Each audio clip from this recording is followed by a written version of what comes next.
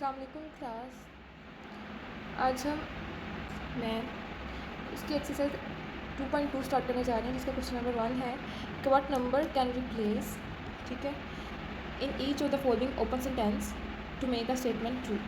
कि हमें open statements दी गई हैं, ठीक है। हमने इन बॉक्सेस में कुछ ऐसा लिखना है कि जिससे हमारी स्टेटमेंट ट्रू हो जाए, लेकिन इससे पहले हमें ओपन सेंटेंस का पता होना चाहिए। तो ओपन सेंटेंस क्या होता है? तो ओपन सेंटेंस होता है an open sentence is neither true nor false, ठीक है। ऐसा सेंटेंस होता है कि जो ना ही ट्रू होता है ना ही फॉल्स, ठीक है।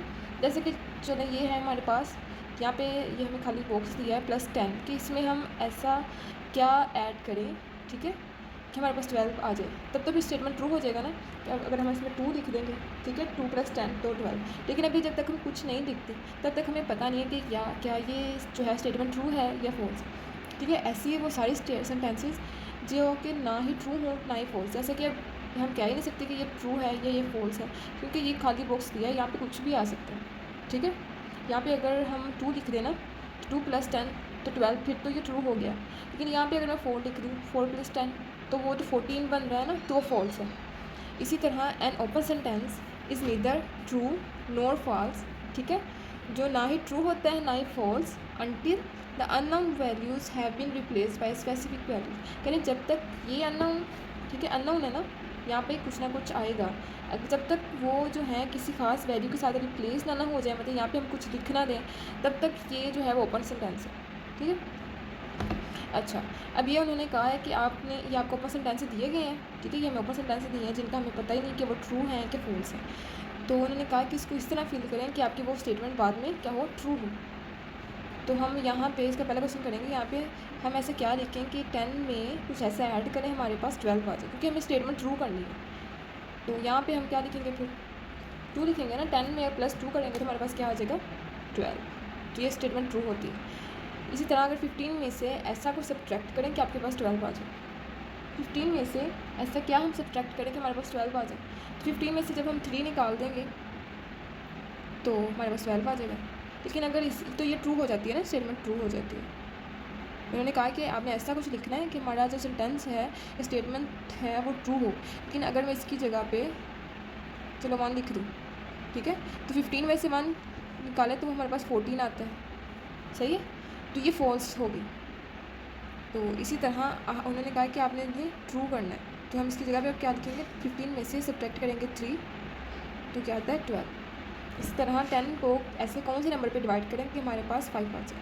तो अगर हम 10 को 2 पे डिवाइड करें तो हमारे पास आ जाता है 5, तो इसका मतलब कि यहाँ पे 2 आएगा। और इसी तरह अब इसका क्वेश्चन नंबर 4, इसमें हमने ऐसे कोई नंबर से मल्टीप्लाई करना है कि हमारे पास 28 आ जाए। तो 4 को ऐसे नंबर से मल्टीप्लाई करें, 4 7 जा या 7 4 जा 28। तो ये हमारा हो गया क्वेश्चन नंबर 1। वैसे क्वेश्चन नंबर 2 करते हैं। अब हम इसका क्वेश्चन नंबर 2 करेंगे, जिसमें उन्होंने कहा कि separate open and close sentences. Open sentence का मैंने आपको क्वेश्चन नंबर 1 में बता दिया। अब हम क्लोज सेंटेंस का पता होना चाहिए, क्लोज सेंटेंस क्या है। तो ओपन का मैंने बताया था कि जिसका हमें पता नहीं होता कि वो ट्रू है या फॉल्स है। लेकिन क्लोज सेंटेंस वो होता है जो कि या तो ट्रू होगा या फॉल्स होगा, मतलब हमेशा मतलब उसका फिक्स होता है कि या तो वो ट्रू है या तो फॉल्स है, ठीक है। तो इसकी मैंने एग्जांपल लिखी है, ये 4, तो 16 डिवाइडेड बाय 4, ठीक है, होता है ना। और वो उन्होंने कहा कि 16 को जब 4 पे डिवाइड करें तो हमारे पास 4 आता है, ठीक है। 16 को 4 पे डिवाइड किया तो 4 आता है, तो ये ट्रू है, ठीक है, इसका पता है हमें।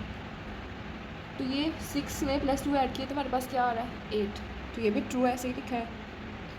Square root of 9 is 2। 9 का स्क्वायर रूट क्या होता है, स्क्वायर रूट ऑफ 9 कह रहे हैं कि 2 है, लेकिन नहीं, हमें पता है कि वो क्या होता है, 3 होता है। तो ये कौन सा सेंटेंस है, ये फॉल्स है, ठीक है।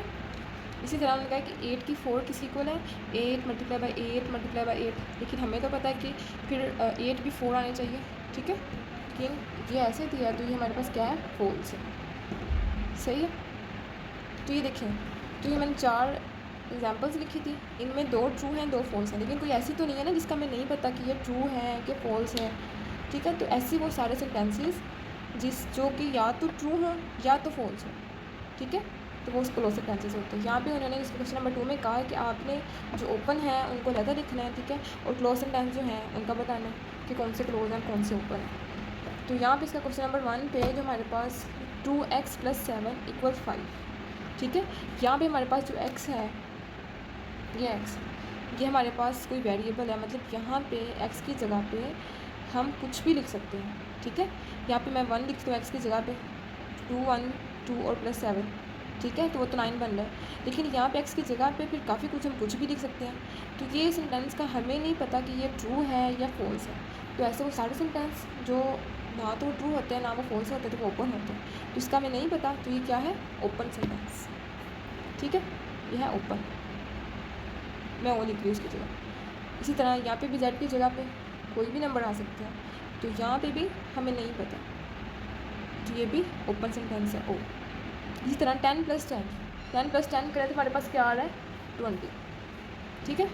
तो ये तो हमें पता है कि 10 में +10 करें तो हमारे पास 20 आ रही है, ट्रू है, और ये क्या है, क्लोज्ड है, ठीक है।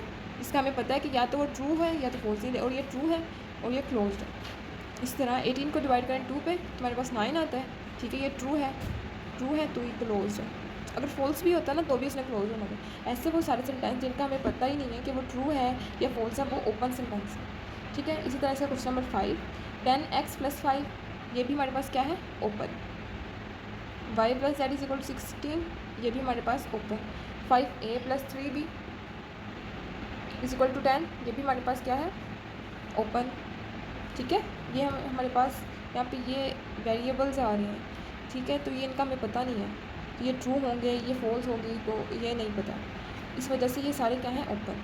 इसी तरह 9 / 3, ठीक है, 3, हाँ जी, तो ये है क्लोज्ड। 7p + 7q = 15, तो ये ओपन, ठीक है। हम इसका क्वेश्चन नंबर 3 करते हैं। अब हमारे पास है क्वेश्चन नंबर 3, जो कि एक टेबल के फॉर्म में दिया हुआ है। Complete the following table. Algebraic expressions, ये हमें अलजेब्रिक एक्सप्रेशन दें। सबसे पहले हमें अलजेब्रिक एक्सप्रेशन का पता होना चाहिए, ठीक है। अलजेब्रिक एक्सप्रेशन क्या होती है, ऐसी एक्सप्रेशंस जिसमें हमारे पास नंबर्स के साथ साथ इंग्लिश के अल्फ़ाबेट्स के हैं, ठीक है। कि जैसे कि हमारे पास यहाँ पे 4 के साथ क्या आ रहा है, x का स्क्वायर, -2 के साथ y, इंग्लिश का है ना ये वर्ड, y आ रहा है साथ। तो ऐसी सारी एक्सप्रेशन जिसमें हमारे पास नंबर्स के साथ इंग्लिश के अल्फ़ाबेट्स भी आए, ठीक है, तो वो क्या होती है हमारे पास अलजेब्रिक एक्सप्रेशन। जैसे कि पहले हमारे पास एक्सप्रेशंस होती थी कैसे, मतलब 10 + 2, ठीक है, इतनी जरूरत नहीं दिख रही, तो ये हमारे पास अलजेब्रिक एक्सप्रेशन नहीं है, क्योंकि हमारे पास यहाँ पे कोई इंग्लिश का अल्फ़ाबेट नहीं है साथ। तो ये अगर इस तरह हो जाता 10x + 2y, तो ये हमारे पास अलजेब्रिक एक्सप्रेशन में जानी थी। आप xy के अलावा भी यूज़ कर सकते हैं, 10a + 2b, ठीक है, तो ये हमारे पास अलजेब्रिक एक्सप्रेशन बन जाती है। तो अलजेब्रिक एक्सप्रेशन क्या होती है, जिसमें नंबर्स के साथ साथ इंग्लिश के अल्फ़ाबेट्स भी आएँ, तो वो अलजेब्रिक एक्सप्रेशन होती है, ठीक है। उसके बाद हम देखते हैं इसमें इसके आगे कि इसके अंदर क्या क्या होता है अलजेब्रिक एक्सप्रेशन में। एक टेबल कंप्लीट करने से पहले मैं थोड़ा सा बता देती हूँ कि नंबर ऑफ टर्म्स, ठीक है, टर्म्स क्या होती हैं। इसका जो एक है, मतलब इसको पार्ट कह लें, ये जो कि प्लस के साथ जुड़ा हुआ है, मतलब, ठीक है, तो ये हमारे पास क्या है, टर्म्स, क्या है ये, टर्म। एक ये टर्म है, एक ये टर्म है, ठीक है। इस तरह आपके पास एक ये टर्म है, तो क्या है, कांस्टेंट,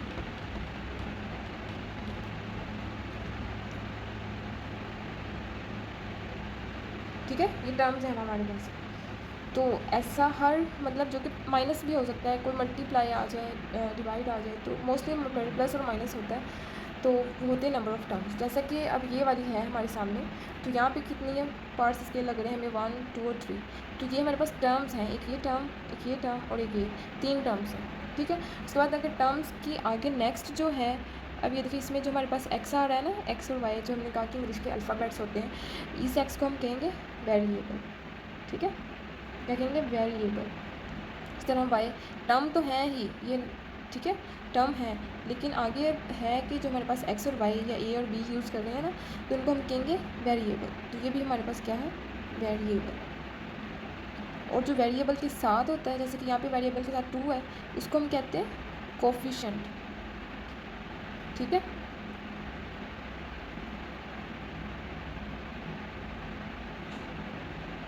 कोफिशिएंट, इस तरह y के साथ यहाँ पे हमारे पास कोफिशिएंट क्या है, 1, ठीक है, तो 1 हमारे पास कोफिशिएंट। और जो ऐसी टर्म जिसमें हमारे पास कोई साथ वेरिएबल ना हो, जैसे यहाँ पे 1 के साथ कोई वेरिएबल नहीं है, x और y या a और b कुछ नहीं है, तो ये हमारे पास कांस्टेंट होगा, ठीक है। कांस्टेंट क्या होता है, वो फिक्स्ड होते हैं, वो चेंज नहीं होते, ऐसे ही रहेंगे। लेकिन जो एक्स और वाई हैं ये वेरिएबल्स होते हैं, इनकी वैल्यूज़ चेंज हो जाती हैं। जैसे कि हर एक्स की जगह पे मैं कोई भी नंबर पुट कर सकती हूँ, ठीक है। वाई की जगह पे मतलब ये चेंज हो सकता है, लेकिन वन के साथ कोई वेरिएबल ही नहीं है, तो ये फिक्स्ड है, क्या है, और उसको हम कहते हैं फिक्स्ड होता है, और किसको क्या कहते हैं, कॉन्स्टेंट, ठीक है। इसी तरह एक और एग्जांपल है कि इसमें हमारे पास पहले बताएं कि नंबर ऑफ़ टर्म्स कितनी है। हमारे पास 2 टर्म्स हैं, एक ये टर्म, एक ये टर्म, ठीक है। तो नंबर ऑफ़ टर्म्स 2 हैं। उसके बाद आपसे कहेंगे कि वेरिएबल कितने इसमें, तो हमने पढ़ा कि इसमें वेरिएबल्स कौन से होते हैं, इंग्लिश वाले वर्ड्स इसमें सिर्फ एक ही है, और वो जी है, ठीक है। एक और अगर 5 के साथ जी आ जाता है, लेकिन वेरिएबल तो एक ही यूज़ हुआ है ना, जी। इंग्लिश का वो लफ्ज़ जो यूज़ होते हैं ना, उनको वेरिएबल कहते हैं, और यहाँ पे हमारे पास जी यूज़ हुआ है, तो ये हमारे पास वेरिएबल है, ठीक है। और वेरिएबल के साथ क्या होता है, कोफिशिएंट। तो ये हमारे पास 3 क्या है, कोफिशिएंट, और 5 हमारे पास कांस्टेंट, क्योंकि इसके साथ कोई वेरिएबल नहीं है। इसी तरह अगला, इसमें हमारे पास नंबर ऑफ टर्म्स कितनी है, 2, ठीक है। और हमारे पास वेरिएबल्स कितने हैं, मैंने कहा इंग्लिश के जो वर्ड्स, इंग्लिश के वर्ड कौन सा यूज़ हुआ है, एक हुआ है ए और एक यूज़ हुआ है बी। तो हमारे पास कितने वेरिएबल्स हैं, 2 वेरिएबल्स हैं, ए और बी। और ये ए के साथ क्या है, कोफिशिएंट, बी के साथ क्या है, कोफिशिएंट। और यहाँ पे देखेंगे इस पर कॉन्स्टेंट नहीं है कोई साथ, ठीक है, कोई ऐसा नंबर नहीं है, जैसे 5 इसमें था, इसमें 1 था, तो यहाँ पे कुछ भी ऐसा नहीं है, तो इसका कॉन्स्टेंट क्या है, 0, सही है। अब हम अपना टेबल कंप्लीट करते हैं।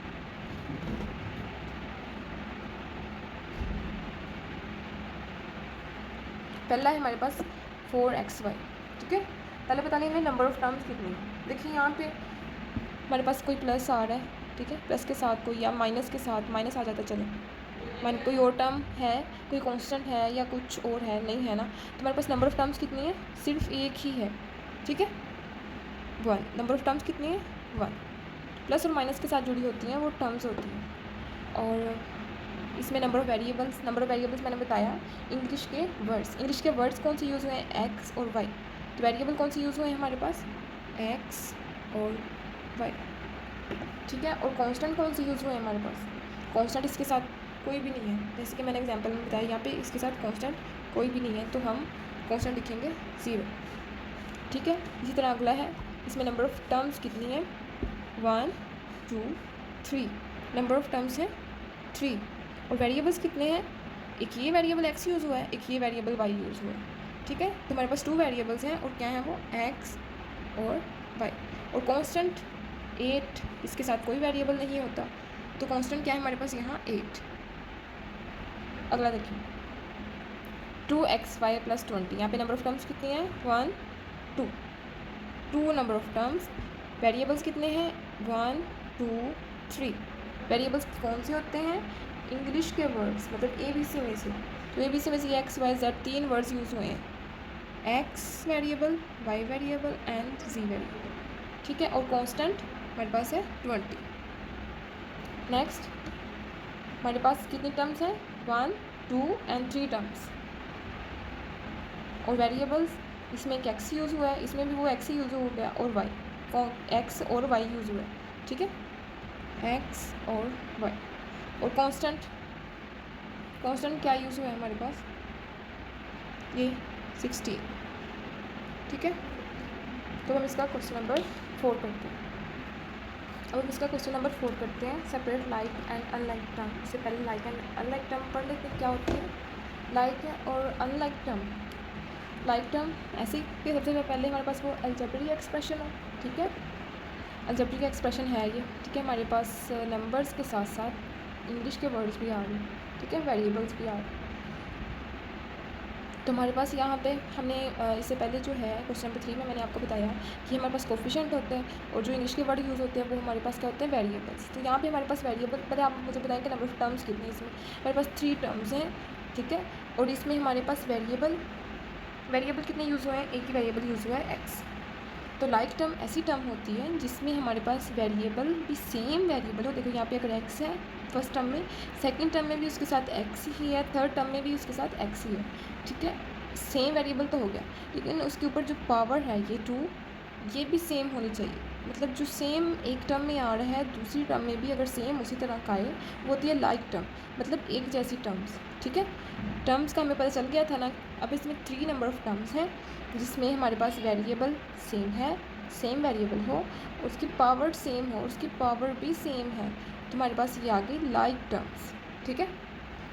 अनलाइक टर्म्स ये है कि हमारे पास डिफरेंट वेरिएबल्स हो।